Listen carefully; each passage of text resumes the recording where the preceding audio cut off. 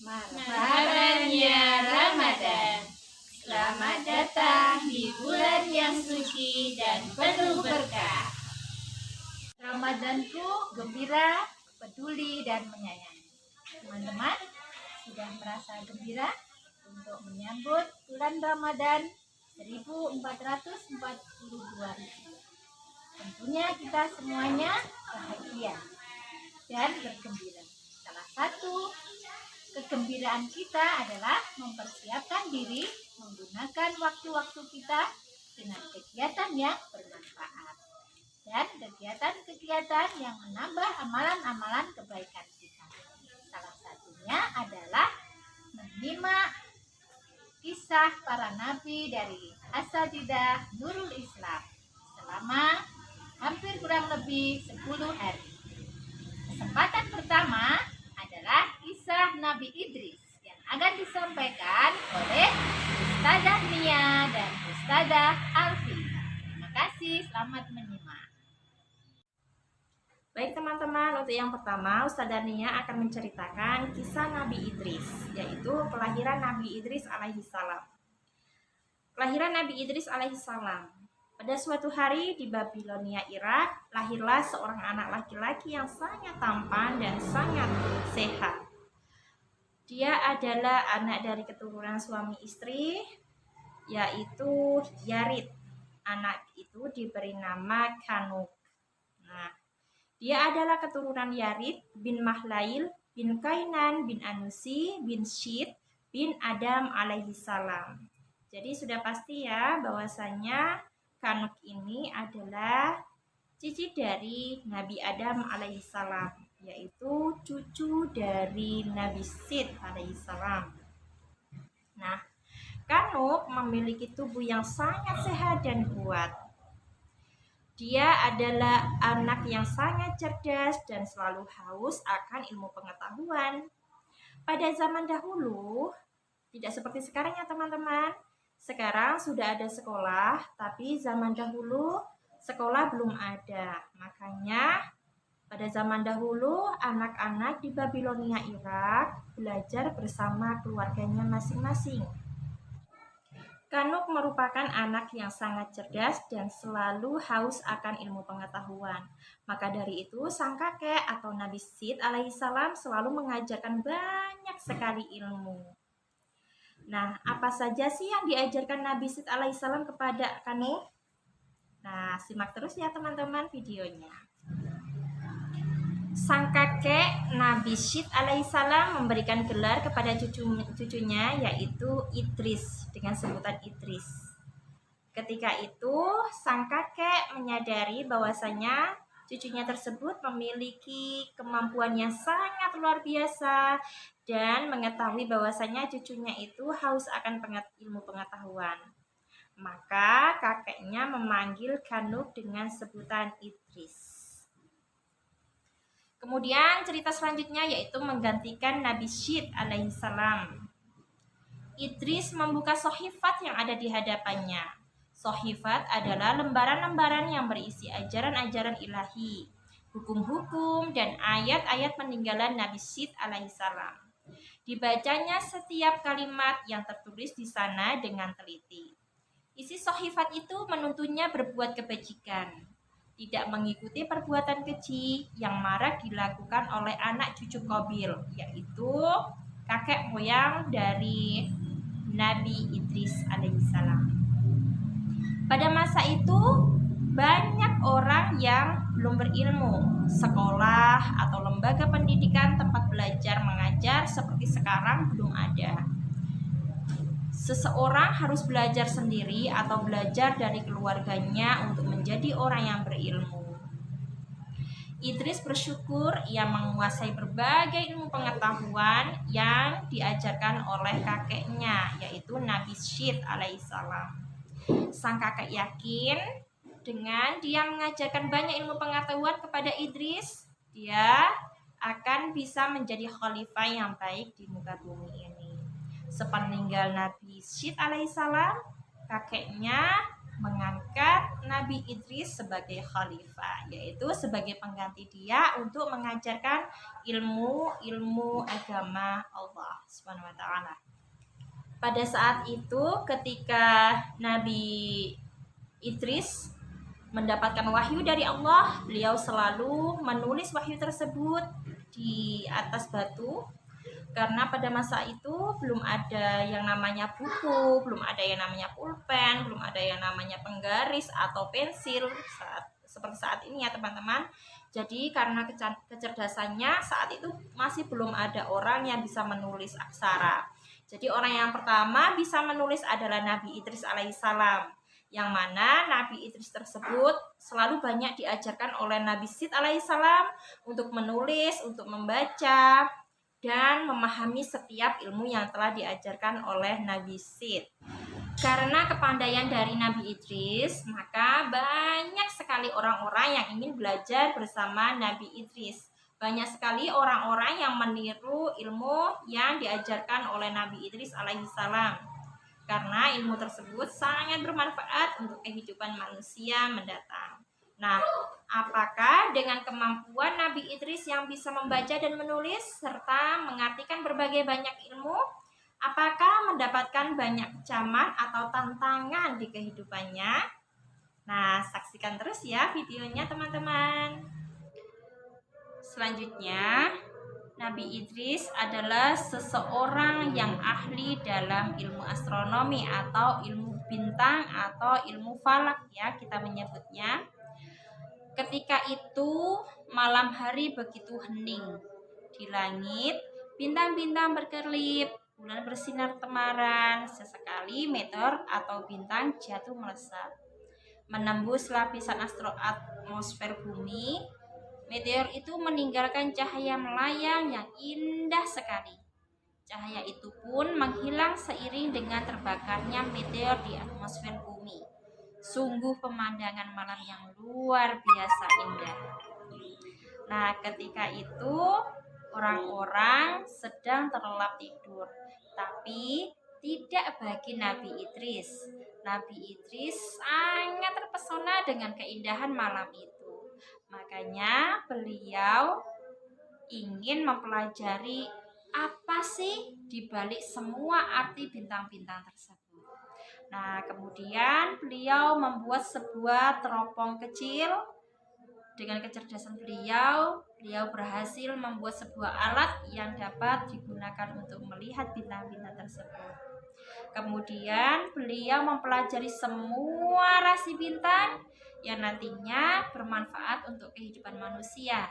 Contohnya, rasi bintang tersebut bisa digunakan untuk mengetahui cuaca, kemudian arah mata angin, kemudian berguna untuk petani, yang mana para petani tersebut bisa memulai dan menentukan kapan memulai menanam padi dan kapan untuk memanennya. Kemudian digunakan para pelaut untuk mencari mata angin atau arah mata angin ya, supaya mereka tidak tersesat ketika di lautan. Dan masih banyak sekali manfaat dari ilmu falak atau ilmu perbintangan atau ilmu astronomi tersebut untuk kehidupan manusia. Nah, Nabi Idris juga memanfaatkan rasi bintang untuk memperkirakan musim. Allah Subhanahu wa taala Maha Kuasa. Allah Subhanahu wa taala membekali setiap hambanya dengan ilmu pengetahuan yang tidak terbatas, seperti halnya yang dimiliki oleh kita dan para nabi terdahulu. Manusia hanya bisa belajar dengan gigih, adapun ilmu yang dipelajari yaitu bintang-bintang itu disebut ilmu astronomi ya. Nabi Idris alaihissalam adalah seorang yang ahli dalam ilmu astronomi atau perbintangan. Nah, kemudian keahlian apa lagi ya yang dimiliki oleh Nabi Idris alaihissalam? Ternyata Nabi Idris juga sangat pandai membuat pakaian. Nabi Idris adalah orang yang pertama yang dapat menjahit baju. Kisahnya seperti ini, teman-teman. Pada suatu hari ada seorang pemuda yang berhasil menangkap seekor rusa dari buruannya.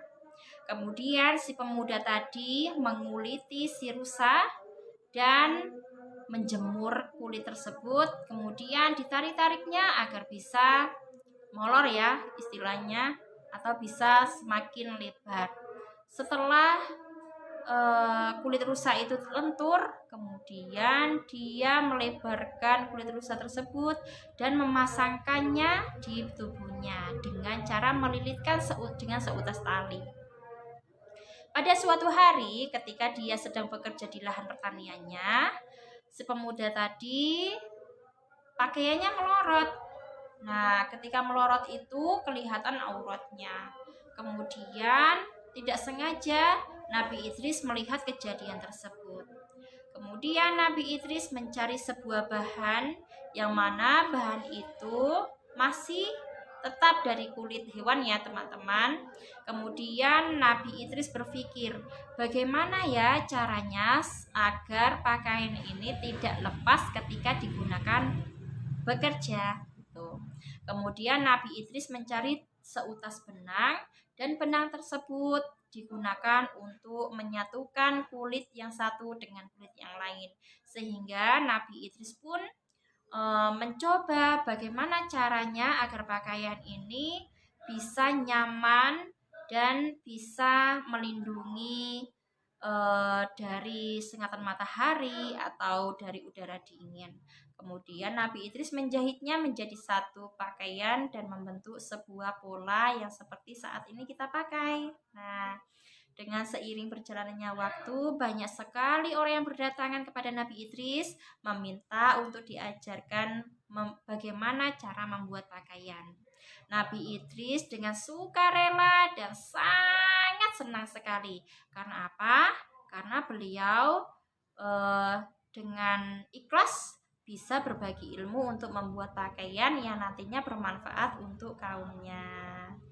Nah, kemudian Nabi Idris juga memiliki sebuah gelar teman-teman. Nah, gelar ini Nabi Idris dapatkan ketika di daerah Nabi Idris tinggal, ada segerombolan orang yang sering sekali merampok di wilayah Nabi Idris tinggal dan para kaumnya. Nah, ketika itu para penduduk tidak berani melawan para perampok itu. Kemudian Nabi Idris tahu kejadian itu. Nabi Idris selalu memberikan semangat kepada para penduduk agar dapat melawan para perampok itu ya. Para perampok itu supaya tidak lagi merampok di wilayah itu. Beliau selalu mengajarkan kebaikan. Kemudian pada suatu hari beliau mengajak musyawarah para penduduk untuk mengepung para perampok itu. Dan saat itu Nabi Idris maju paling depan dan menentang semua para perampok. Kemudian Nabi Idris melawan semua perampok itu bersama dengan para penduduk yang lain. Nah, Nabi Idris menyambut serangan demi serangan para perampok itu dengan berjuang memimpin penduduk di barisan paling depan. Beliau bertempur melawan para penjahat yang terkenal ganas saat itu ya. Nabi Idris alaihissalam ternyata jauh lebih perkasa dari para perampok itu. Akhirnya para perampok itu pergi terombang-ambing dan tidak berani kembali untuk merampok di wilayah para penduduk dan para pengikut Nabi Idris alaihissalam. Nabi Idris alaihissalam memang sangat pemberani. Karena keberaniannya membela kebenaran, Nabi Idris alaihissalam mendapatkan derajat yang sangat tinggi di sisi Allah Subhanahu wa taala. Ia mendapat gelar Asadul Usud atas keberaniannya. Artinya singa dari segala singa. Selain itu, Nabi Idris alaihissalam juga diberi anugerah oleh Allah Subhanahu wa taala. Ayo, siapa yang tahu anugerahnya? Nah, untuk mengetahui cerita selanjutnya, kali ini akan disampaikan oleh Ustazah Alfi. Ustazah Alfi, silakan. Nabi Idris alaihi salam adalah nabi yang sangat pandai, di mana Nabi Idris itu sangat haus akan pengetahuan, sehingga Allah mengangkat Nabi Idris alaihi salam sebagai rasul. Dan Nabi Idris diutus sama Allah untuk berdakwah kepada Bani Qabil. Bani Qabil itu adalah keturunan dari Qabil. Nah, di situ Bani Qabil itu banyak yang menyembah api. Bahkan api itu kan bisa mati ya teman-teman ya. Nah, disitulah Nabi Idris alaihissalam sudah mengingatkan pada kaum Qabil untuk tidak menyembah api. Tapi perintah dari Nabi Idris, Bani Qabil itu mengelak. Dia tidak mau untuk menyembah Allah Subhanahu wa taala. Padahal Allah itu yang menciptakan kita. Ya, tiada Tuhan selain Allah. Tapi Bani Qabil itu tidak mau untuk menyembah Allah. Ya, di sini tidak henti-hentinya Nabi Idris itu mengingatkan Bani Qabil agar mengikuti ajarannya. Tapi tetap saja Bani Qabil itu tidak mau mengikuti Nabi Idris. Karena dia sudah beranggapan, aku sudah makmur, aku sudah punya segalanya. Jadi dia itu tidak membutuhkan Allah, dia itu hanya menyembah api. Dan Bani Qabil, mereka cucu-cucunya Bani Qabil itu dia itu merusak, membuat kerusakan, membuat permusuhan dan lain sebagainya. Sudah diingatkan Nabi Idris, dia tidak mau, dan akhirnya Nabi Idris dan pengikutnya berpindah tempat.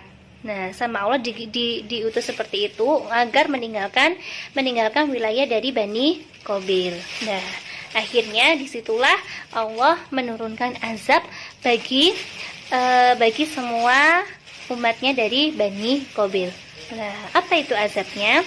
Azabnya itu berupa kekeringan yang sangat panjang. Yang semula dari cucu-cucu dari Bani Qabil dia itu hidup makmur, nyaman, terus ladangnya itu sangat subur, lah diberi kekeringan sehingga mereka tidak mengalami panen atau gagal panen.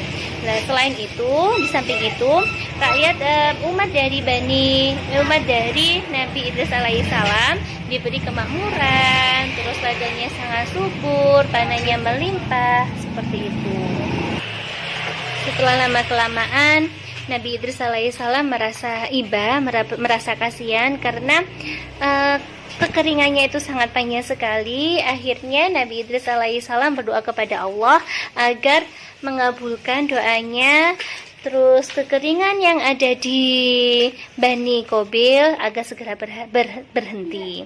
Akhirnya Allah mengabulkan dan kekeringan yang ada di Bani Qabil itu berhenti, sekarang menjadi subur dan banyak yang mengikuti Nabi Idris alaihissalam. Nabi Idris alaihissalam itu memiliki kepandaian yang sangat luar biasa.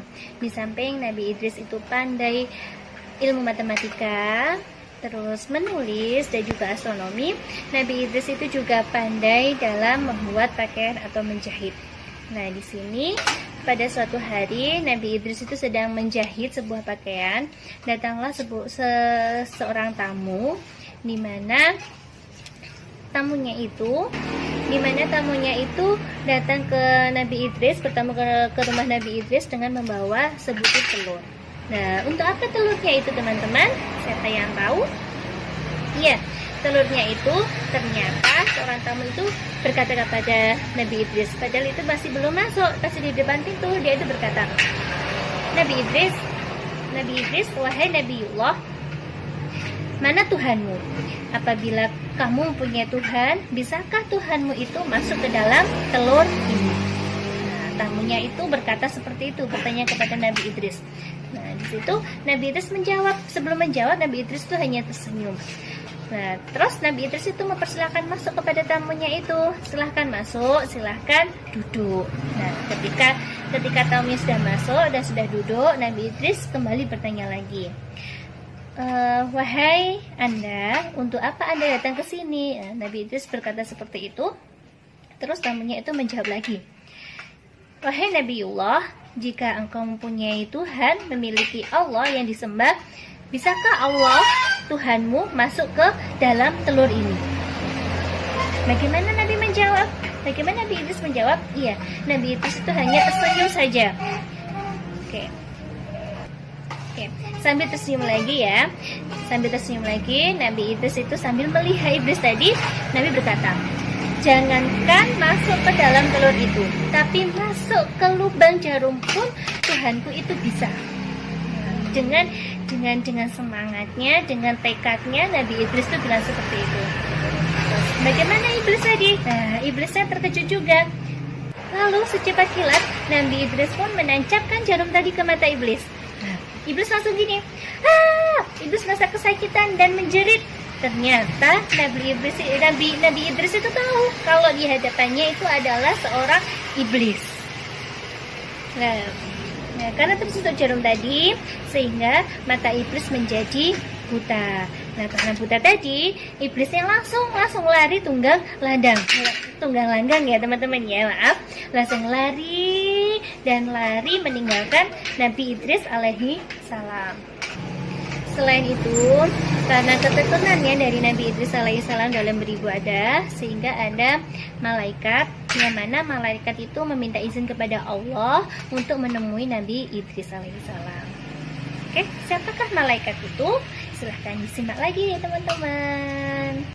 Pada suatu hari yang cerah, Nabi Idris alaihissalam kedatangan seorang tamu, di mana tamunya itu sangat tampan dan bersih, berpakaian yang rapi, dan juga tamunya itu sangat sopan. Siapakah tamunya itu? Ada yang tahu teman-teman? Ya, ketika itu tamunya itu masih asing bagi Nabi Idris alaihissalam, dan juga tamunya itu bukan berasal dari kampungnya Nabi Idris alaihissalam. Setelah itu tamunya itu datang menemui Nabi Idris alaihissalam, masuk ke rumahnya. Nabi Idris pun berkata, wahai engkau, untuk apa kedatanganmu ke sini? Pemuda tadi berkata, aku ingin mengenalmu. Bolehkah aku tinggal di rumahmu? Nabi Idris pun menjawab dengan senyuman, dengan semuanya ceria. Iya, boleh, silahkan masuk. Nah, ketika itu Nabi Idris sedang makan siang. Sudah makan ya teman-teman ya. Disuruhlah pemuda tadi untuk makan bersama Nabi Idris. Nah, apa yang dilakukan pemuda tadi? Iya, pemuda tadi itu menolak. Tidak, aku tidak mau makan. Aku hanya ingin beribadah kepada Allah Subhanahu wa taala. Seperti itu. Lama-kelamaan terus sudah malam dan Nabi Idris pun mengantuk. Terus Nabi Idris pun mengajak pemuda itu. Wahai pemuda, apakah kau tidak mengantuk? Ayo kita tidur. Nah, seperti itu. Ayo kita istirahat. Nabi Idris berkata seperti itu. Lalu, lantas apa yang dikatakan sama pemuda tadi? Iya, pemuda tadi menjawab, tidak, aku tidak mengantuk dan aku tidak mau tidur. Aku hanya ingin beribadah kepada Allah Subhanahu wa taala. Pemuda tadi tidak merasakan lelah sekalipun untuk beribadah. Padahal Nabi Idris itu adalah seorang nabi yang giat beribadah. Tidak ada yang menandingi dengan Nabi Idris alaihissalam. Nah, karena hal seperti itu, akhirnya Nabi Idris pun bertanya-tanya, sebenarnya siapa sih pemuda itu yang datang ke rumahku? Ayo, siapa yang tahu teman-teman? Keesokan harinya, hal yang sama terulang kembali. Nabi Idris menemui tamu istimewanya tadi. Nah, apa yang ditemui Nabi Idris? Iya, Nabi Idris melihat tamunya tadi tetap beribadah kepada Allah. Nah, itu menimbulkan tanda tanya besar Nabi Idris terhadap tamunya tadi. Akhirnya di sini Nabi Idris alaihissalam memberanikan diri untuk bertanya. Siapakah tamu itu? Iya. Situ Nabi Idris bertanya, wahai engkau, sebenarnya siapakah engkau? Hendak apakah engkau di sini? Nah, seperti itu. Apa yang dijawab tamunya tadi? Iya, tamunya tadi menjawab, aku adalah malaikat pencabut nyawa. Nah, di situ Nabi Idris pun menjadi kaget. Apakah engkau akan mencabut nyawaku? Tanya Nabi Idris seperti itu. Nah, tamunya tadi menjawab, tidak, aku tidak akan mencabut nyawamu. Aku, atas izin Allah, aku menyamar menjadi manusia dan aku ingin mengenal engkau lebih jauh. Nah, jawab malaikat pencabut nyawa tadi. Nah, di situ Nabi Idris pun berkata kepada malaikat maut tadi, sebenarnya aku ingin dicabut nyawaku, wahai malaikat pencabut nyawa. Apa yang dijawab oleh malaikat tadi? Malaikat menjawab, malaikat pencabut nyawa tadi menjawab, permintaan Tuhan itu aneh. Karena kenapa? Karena sebagian dari kebanyakan itu orang-orang itu takut kalau dicabut nyawanya. Tapi kebalikannya dari Nabi Idris pun ingin dicabut nyawanya. Karena untuk apa? Untuk bekal dalam berdakwahnya, yaitu pingin merasakan bagaimana sih dicabut nyawanya seperti itu. Nah, akhirnya malaikat pencabut nyawa tadi mencabut nyawanya Nabi Idris alaihissalam. Nah, setelah itu malaikat pun tadi mengembalikan lagi nyawanya ke Nabi Idris alaihissalam. Setelah itu malaikat bertanya kepada Nabi Idris, wahai Nabiullah, wahai Nabi Idris, bagaimana perasaanmu ketika aku mencabut nyawamu? Apa yang dijawab oleh Nabi Idris? Iya.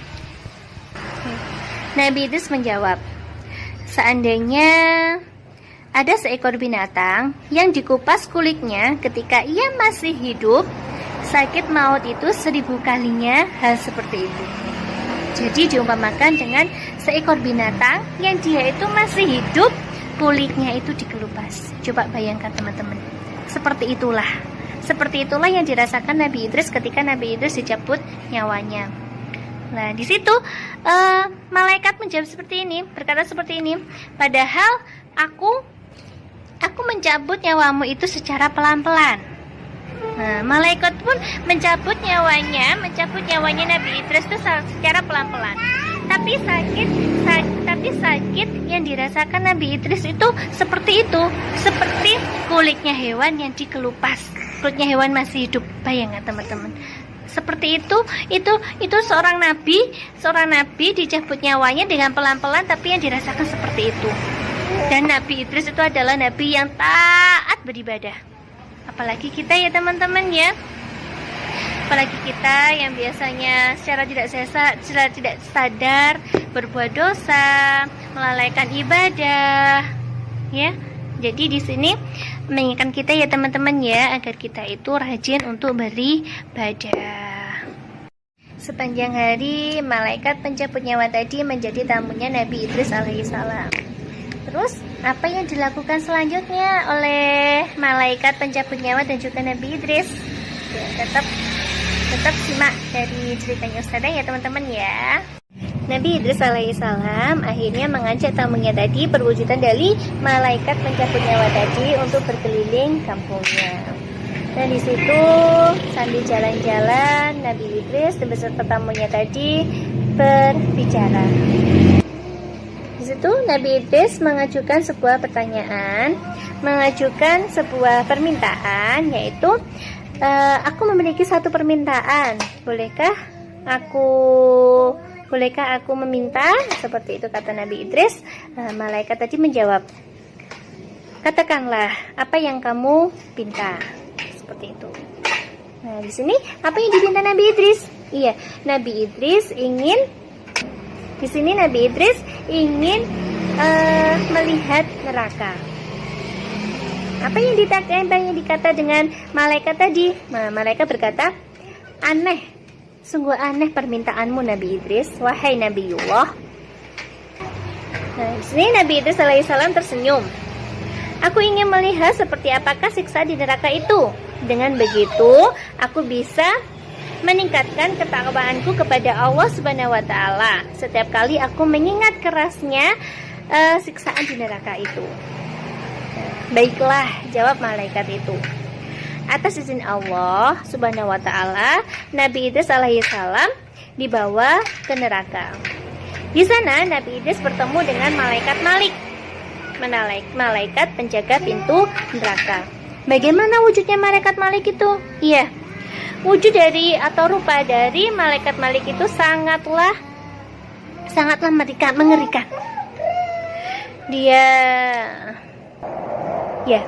Dia itu tanpa ampun menghukum siapa saja yang masuk di neraka. Dia menyeret, dia melempar, terus dia itu memberikan api. Ya seperti itulah adalah tugas dari malaikat Malik. Nah, di dalam neraka itu ada banyak orang dan banyak api juga di sana ya, api yang bergejolak seperti yang diceritakan di dalam Al-Qur'an. Nah, di situ apinya itu membakar kulit yang ada yang orang-orang yang berada di neraka. Nah, setelah kulitnya dibakar, kulitnya itu menjadi kulit seperti ini lagi, ya, seperti ustadzah ini. Nah, setelah itu dibakar kulitnya lagi sampai mengelupas sampai kelihatan dagingnya seperti itu. Nah, bolak-balik seperti itu, dia itu terbakar, habis itu dikembalikan kulitnya, setelah itu dibakar lagi. Itulah kehidupan di neraka seperti itu. Bayangkan teman-teman, astagfirullahaladzim, naudzubillah, seperti itulah kehidupan yang di neraka. Dia dilempar, diseret, dikasih api, dibakar, seperti itu ya teman-teman. Naudzubillah min dzalik. Ya, begitulah kehidupan di neraka ya teman-teman ya, sangat mengerikan. Dan di neraka itu sangat panas teman-teman, melebihi panasnya matahari di siang hari seperti ini. Itu sangat panas sekali dan tidak dapat dibayangkan, sehingga Nabi Idris pun berdoa, semoga keluargaku, umatku dijauhkan dari api neraka. Dengan melihat kejadian di neraka tadi, Nabi Idris pun sempat pingsan teman-teman, karena apa? Karena melihat kejadian seperti itu, Nabi Idris itu merasa takut, merasa kasihan terhadap seperti itu, akhirnya pingsan. Setelah itu Nabi Idris pun dibawa keluar dari pintu neraka tadi. Dan di situ Nabi Idris berkata lagi kepada malaikat tadi, wahai malaikat, bolehkah aku melihat surga? Nah, seperti itu. Apa yang dijawab sama malaikat tadi? Wahai Nabiullah, kenapa kamu ingin melihat surga? Iya, aku ingin melihat surga. Nanti jika aku sudah melihat surga, aku ingin ketakwaanku kepada Allah itu akan semakin bersemangat lagi. Aku akan bersemangat lagi dalam beribadah. Itu jawabnya dari Nabi Idris alaihissalam. Dengan seperti itu, apa yang dikata sama malaikat? Ya, malaikat pun dengan izin Allah, malaikat akhirnya mengajak Nabi Idris alaihissalam ke surga. Dan segitu tadi, Allah hanya mengizinkan Nabi Idris alaihissalam untuk berada di pintu surga saja, tidak untuk masuk di surganya. Nah, setelah itu Nabi Idris pun bertemu dengan seorang malaikat penjaga pintu surga. Siapakah itu teman-teman? Iya, itu adalah malaikat Ridwan. Nah, bagaimana sosok malaikat Ridwan tadi?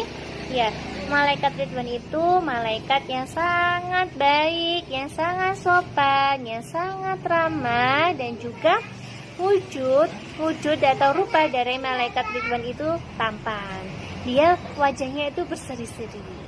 Nah, itulah wujud dari malaikat Ridwan. Nah, di situ dari pintu surga, Nabi Idris sudah melihat kehidupan yang ada di surga.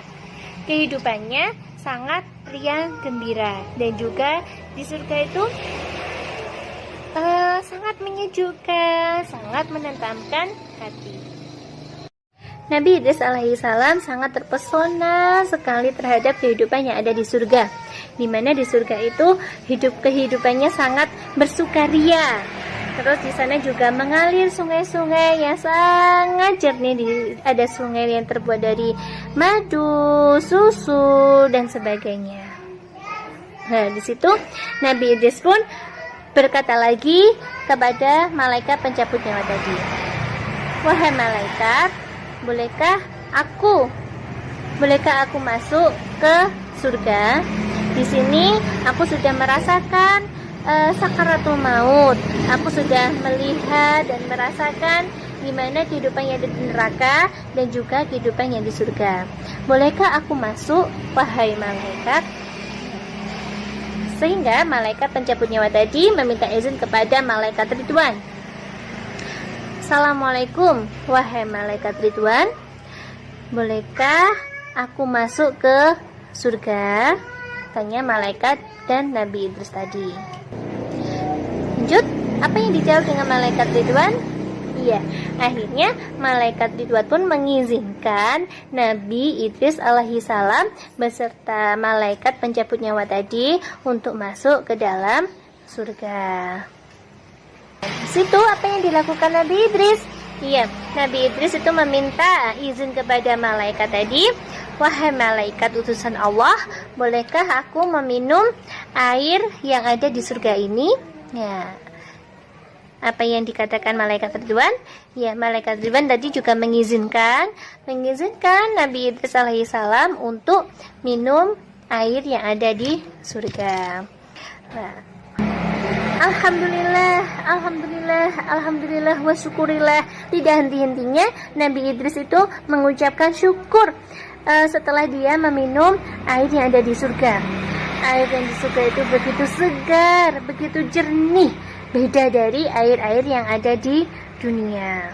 Nah, seperti itu. Akhirnya malaikat pencabut nyawa tadi berkata kepada Nabi Idris, "Wahai Nabi Idris alaihissalam, sekarang saatnya kita kembali ke dunia." Nah, di situ akhirnya Nabi Idris pun kembali. Nah, di perjalanan Nabi Idris pun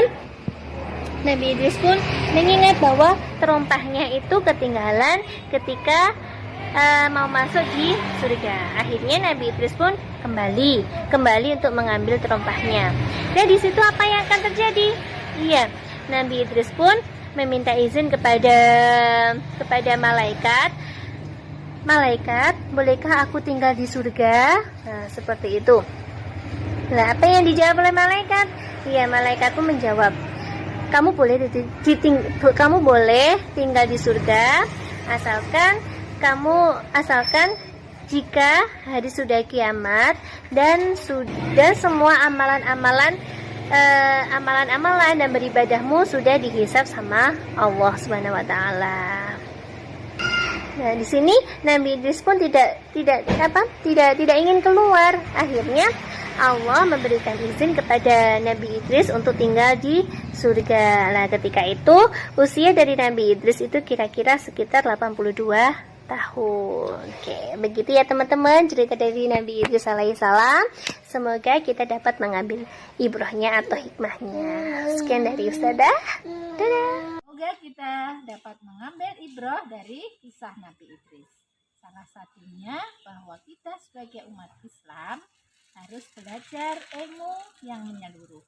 Selain ilmu-ilmu Al-Quran, hafalan Al-Quran, mengaji, kita ternyata juga harus belajar ilmu-ilmu yang lain.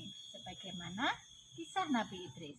Ada ilmu menjahit, kemudian membaca dan menulis, serta ilmu astronomi. Kita umat Islam harus juga mempelajari hal itu semuanya. Ya, karena Islam mengajarkan ilmu itu menyeluruh. Itu yang pertama. Kemudian yang kedua, tadi Nabi Idris itu dicabut oleh nyawanya oleh malaikat Israel. Ya, diperlihatkan surga dan neraka. Begitu diperlihatkan tentang neraka, keinginan Nabi Idris ingin kembali ke dunia. Untuk apa? Untuk memperbaiki amalan-amalannya. Beliau merasa selama ini ibadahnya kurang. Makanya di sini anak-anak kita juga harus meningkatkan amalan-amalan ibadah kita agar nanti kita bersama-sama masuk surganya Allah dengan amalan-amalan kebaikan kita, terutama di bulan Ramadan ini. Mulai untuk meningkatkan ibadah-ibadah kita. Mulai besok, hari ini, dan seterusnya. Ya, terima kasih. Semoga kisah Nabi Idris ini bisa menyemangati kita untuk beramal lebih baik lagi. Assalamualaikum warahmatullahi wabarakatuh. Sekian kisah Nabi Idris alaihissalam. Semoga kita dapat mengambil ibrahnya. Wassalamualaikum warahmatullahi wabarakatuh.